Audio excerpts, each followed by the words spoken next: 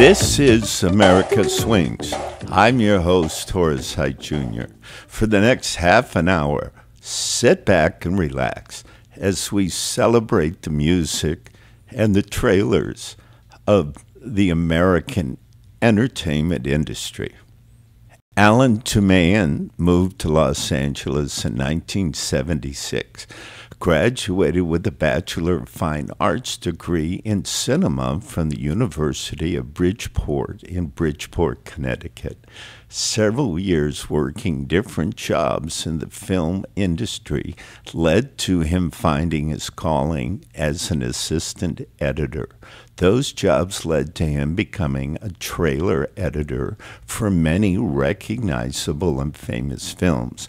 He won multiple awards for his work. Alan, welcome to the show. Thank you very much, Horace. It's a pleasure to be here. I'm so excited to have you on because what you do is such a great art. Where did you grow up? I grew up in a little town called Leonia, New Jersey, which is just a short hop over the George Washington Bridge from New York City. So heavily influenced by New York City and their television.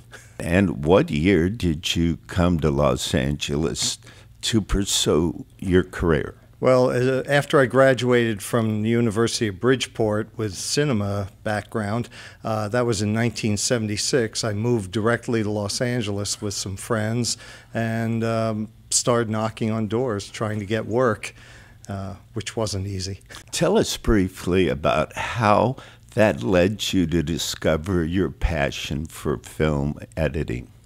Well, I had worked in several odd jobs for about 4 years trying to figure out what I needed to do, and originally my goal was to be a director, and so a lot of people said, well, editing is a good route towards that. So I figured I needed experience to get a job in editing, so I went to some friends who were starting a movie and said, can I work on your film? And they said, no, we don't need you. I said, well, I'll work for free. And they said, oh, okay, sure, come along. You find something to do. And one of the assistant editors on the film trained me in how to do everything. Breaking down the film, syncing dailies. It was a great experience. And that was for a movie called The Howling, which went on to be a hit in itself. Sure was. Mm-hmm. Well, during this time, you also raised a family.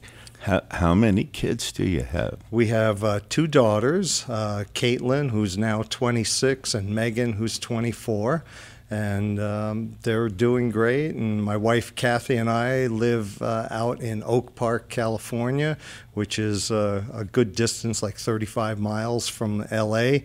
So it's a commute, long commute to work, but it's a reward to come home in the end of the night. It's beautiful out there. That's a beautiful part of the state. Well, tell us, at working as a staff trailer editor, what was different with that than your prior jobs?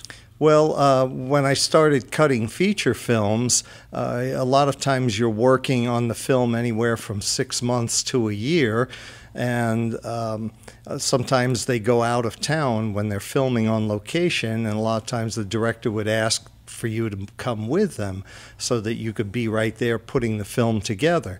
And when we got married and bought a house and started a family, it was difficult to leave town for 3-4 months. So I started doing some trailer editing on the side in between feature jobs, and then it turned out that this was a fulfilling pastime, cutting trailers, and that led me to a full-time employment in trailer editing, and so I didn't have to leave town. It was kind of a 5-day-a-week job, and yet it was very gratifying from a creative standpoint. Tell us about this first trailer from a John Hughes film, Career Opportunities. Yes, this was back in 1991 or 1990, I believe, and they had this comedy. John Hughes was famous for a lot of these young comedies. And so we were looking for a song to highlight the film, and it stars Jennifer Connelly, who was a young, attractive star at the time. And there was also a hit song called She Drives Me Crazy by the Young Cannibals. And the producer that I was working with on the film, and I thought that this would make a good song for the trailer because it was an energetic song, it's popular, and the lyrics were fitting for the lady involved. So, and of course, at the time, back in the early 90s, we used to run the music through the entire length of the trailer many times. Nowadays, we break it up and have several different pieces of music. But this is an example of one piece of music that goes through the entire length of the trailer. Great. Well, let's listen to the trailer from Career Opportunities featuring She Drives Me Crazy. I was 15 when I invented the artificial dog heart. How you doing? John Hughes, the creator of The Breakfast Club, Ferris Bueller's Day Off, and Uncle Buck, Did I ever tell you about the time that I signed a professional ball contract? would like to introduce you to Jim Dodge. You got fired again, didn't you? I'm not like everybody else. He's got brain damage. He does not. He spent 21 years improving on reality. Going to Paris on an F-14. Jim is going to find himself. Are you a slacker?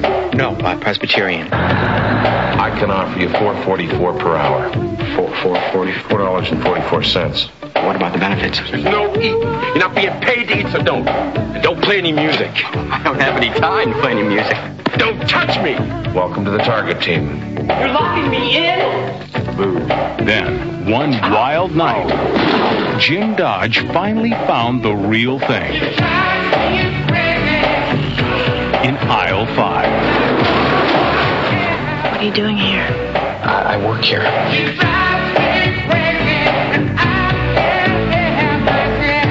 Do you know how you make me feel? Like a natural woman? I'm a janitor in training. You're an heiress. You know what your problem is? No, but let me go get my list. What are you planning to steal? Hairspray? Well, we haven't decided yet, have we? From John Hughes. Career Opportunities. The story of a man and a woman, aisles apart. If I was sweating, would you touch me? I would probably touch you even if you were covered with spiders. And one night that changed everything. Not as uncomfortable as I thought it'd be. Oh, no, it's not bad. Career Opportunities on video cassette. I'm Horace Heidt Jr. This is America Swings, and we're here with our trailer editor, Alan Toomayan. Wow, it's amazing how you intertwine the lyrics with the talking. Yes, well, part of the object of doing trailer advertising is to fit the lyrics of the song in the clear so that you're not disturbing the lyrics, the dialogue in the movie. So you've got to kind of cut it and leave the spaces appropriately. Sometimes you can always extend the music an extra measure by letting a phrase or a bar repeat if you need to, but this one seemed to just slip in there nicely. Absolutely. What was it like working with John Hughes? He's a legend. The unfortunate part of what I do in trailer advertising is that we don't usually get to work with the directors of the movie. Usually our principal client is someone from the marketing department at the movie studio releasing the movie. And we're working for them in a way to advertise the movie so that the most number of people will go see it on opening weekend. And that's how our work is judged, by how much money the movie makes in its opening weekend. Afterwards, if the second week the movie is a bomb, that's not our fault because people then went to see the movie and they either liked it or didn't like it. But opening weekend is a reflection of the advertising. Do you ever talk to the people that make the movie and music, like the music director or Do they ever say to you, you know, I wrote this song. Are you going to use it in the trailer? No, as a matter of fact, most of the music that we use for trailers and advertising is never in the movie itself, because a lot of times the soundtracks, the score to the movie hasn't been composed yet when we're working on the advertising months in advance of its release. And so we don't even know what the music sounds like. And the few times we do hear the music, it may not be suitable for advertising. It doesn't have the right energy or the drive. So, and even when we use songs like this, it may not necessarily appear in the movie. Sometimes we've used songs and the director will like it so much, they'll put it in the movie. That's kind of a nice feeling when that happens. Yeah. And then sometimes, like in the next, well, not this one, but one of the future trailers we'll be watching, we take a song that's in the movie and it was influenced. We go, wow, that song really works well. Let's make sure we use that in our advertising. In the years you've been doing this, has the art of designing trailers changed? Have the audiences demanded a change in trailers? Yes. For one thing, audiences generally say they want more information. The studios will do marketing research, and they'll take our rough cuts and they'll show them around shopping centers around the nation. They gather audiences and they show them the trailer and they ask them questions. What was the most memorable part? What did you like? What didn't you like? You know, do you understand it? And they get a lot of information from that. And of course, a lot of times people say, well, I wanted to know more about the movie. And so the studios interpret that sometimes as, let's show more in the trailer. Well, a lot of people come to us and say, why did you show so much in the trailer? Now I've seen the whole movie. And we say, well, that's what the studios demand of us. But a good trailer will want you to know more. Like, I want to know more. Well, that's why you have to pay $10 to go see the movie. Right, right. That's the goal. You want to go see it.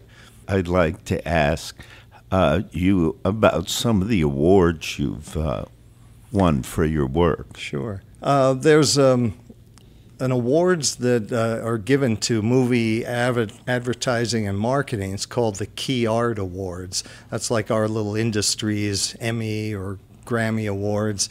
And it's recognizing within our industry the achievements in movie advertising. They have awards for trailers, for TV spots, for movie posters, movie artwork, that sort of thing.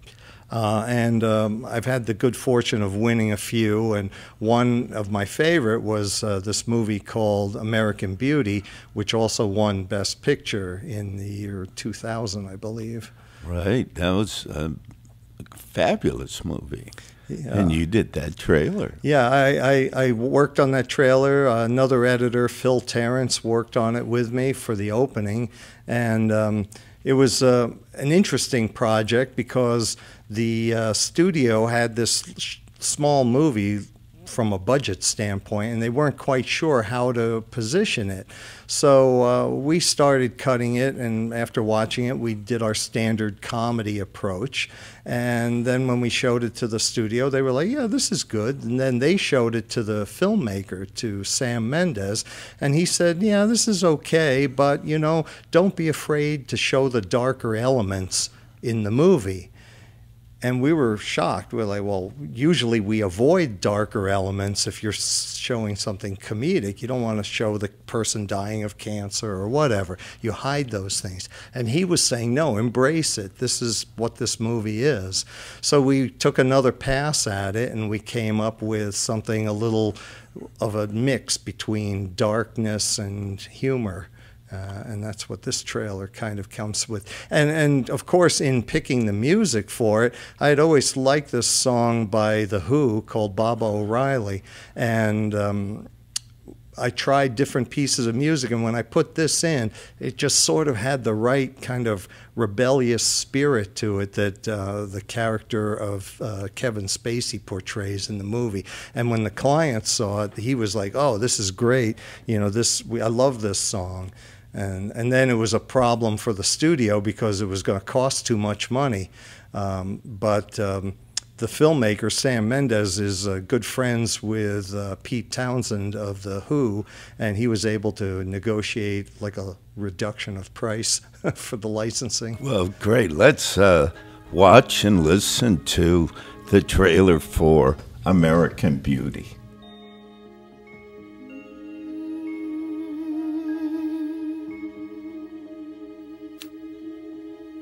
Morning, Jim. Morning, Carolyn. I love your tie, that collar.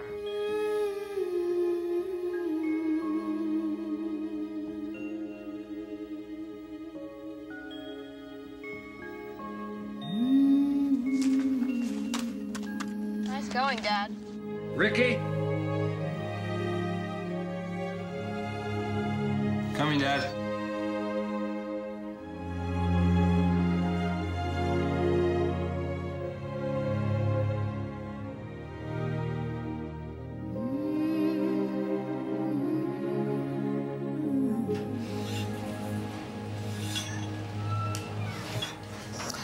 What the hell do you think you're doing?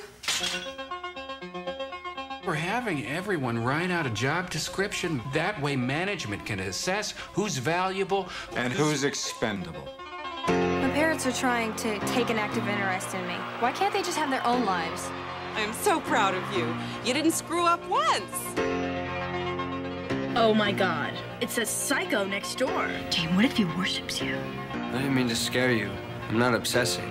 I'm just curious. Why does he dress like a Bible salesman? Today I quit my job, and then I blackmailed my boss for almost $60,000 past the asparagus.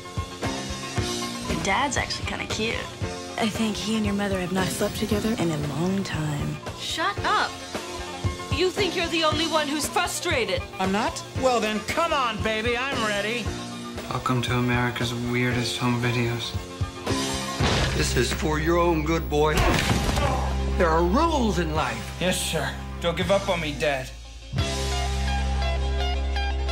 Smile. You're at Mr. Smiley's. You are so busted. I love shooting this gun. Sometimes there's so much beauty in the world. I feel like I can't take it.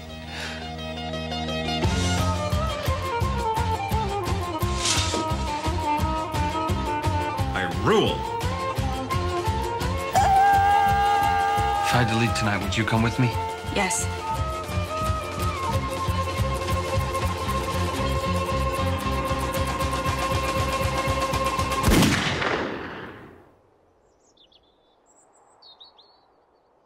I'm Horace Heidt Jr. This is America Swings, and we have trailer editor Alan Toomayan in studio with us.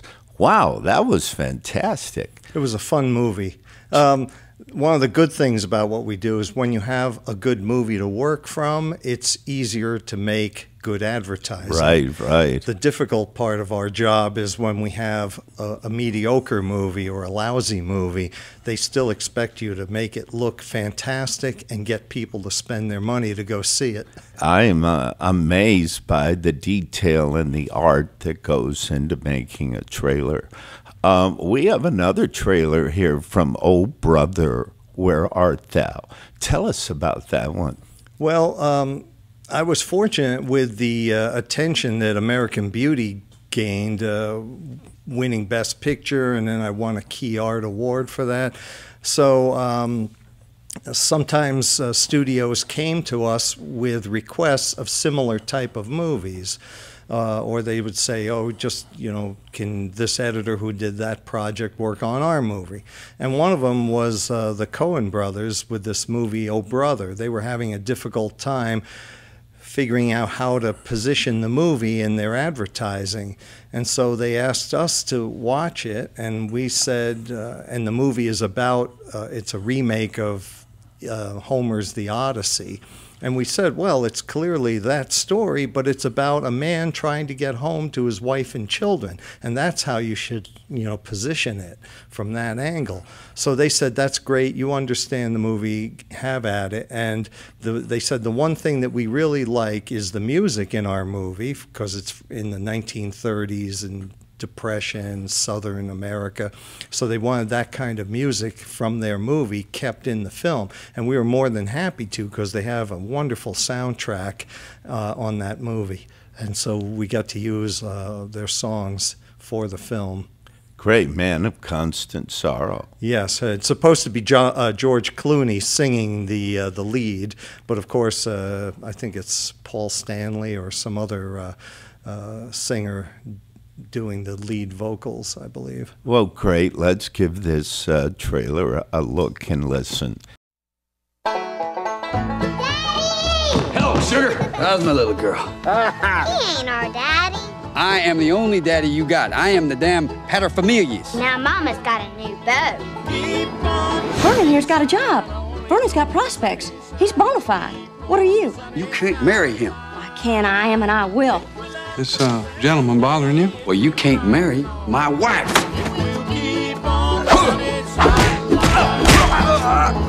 And stay out of the Woolworth.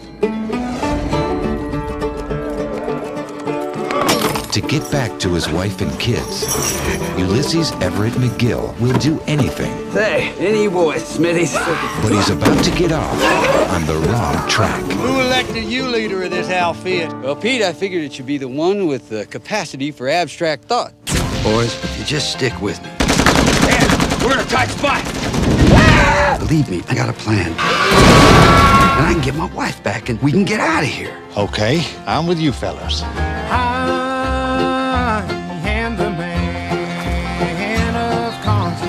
Ain't you gonna introduce us, Pete? I've seen him first. Them sirens loved him up and turned him into a horny toad. You two are just dumber than a bag of hammers. Allow me to introduce myself. Big Dan, Toot Corp.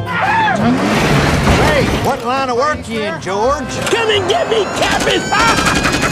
Oh, George, not the livestock. Wait a minute. Since we've been following your lead, we got nothing but trouble. You have eluded me for the last time. I got the answers. I'm bona fide. Maybe your friends think I'm just a stranger. My face you never see no more. But there is one wrong. Son, you're gonna go far. I'll meet you on God's golden shore. You ever been with a woman? I gotta get the family farm back before I can start thinking about that. We're back with editor Alan Toomayan. And Alan, it's really been great having you on the show. Thank you. We're running out of time, and I'd like to know if you'd be willing to come back next week and, let us share some more of your trailers. Sure, I'd enjoy that a lot. I just really am amazed by this art form. It's an art. What is your favorite part of doing these trailers? Everything, or is there one thing in particular? I think my favorite part is finishing the first cut, because getting started on a new project is always difficult for me. I feel like an artist staring at a blank canvas, trying to figure out where do I begin, what element, because I have to watch the movie several times, break it down into all the good shots, all the good dialogue lines, and figure out what pieces will I use to tell this story. And then you have to figure out, well, what music will fit the mood? Am I trying to be, is it a comedy? Is it a drama? Do I want it to look dark? I believe this next trailer that we're going to look at is from the movie Collateral. And we were using a piece of music that was in the movie itself. It's called Ready, Steady, Go by Paul Oakenfold. And this movie is very dark. It's by Michael Mann, and it takes place in Los Angeles, the seedy side of Los Angeles at night. And Tom Cruise is a hired assassin who corrals Jamie Foxx to be his reluctant cab driver throughout the night as he assassinates people. And this music is from a scene where they go to a nightclub in Koreatown. And it just really captures the nighttime darkness and the drama and of the whole feel of the movie. So we just thought it would be perfect. And of course, we had to set it up with moody music before we get to the actual break in the back half. Well, this trailer will close our first segment with you. I want to thank you for being on the show, and I want to tell the audience to please tune in to America Swings when we join editor Alan Toomayan. Until next time, saying good day to Monica, wishing you all good health and good luck, and may God bless you all.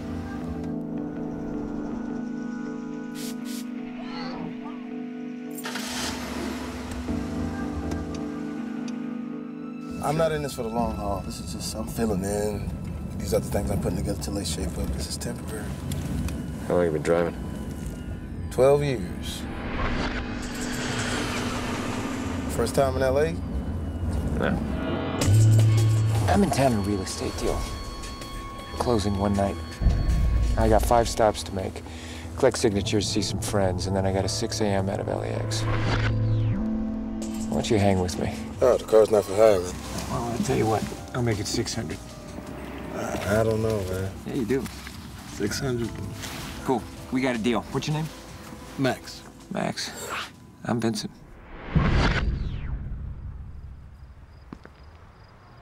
Definitely not from around here.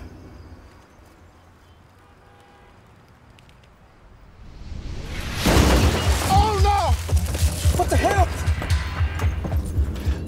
My man, you all right? Damn it. Hey, he fell on the cab. I think he's dead. Good guess. You killed him? No, I shot him. Bullets in the fall killed him. You drive a cab, I'll make my rounds. You might make it through the night. I can't drive you around while you killing folks. It ain't my job. Tonight it is.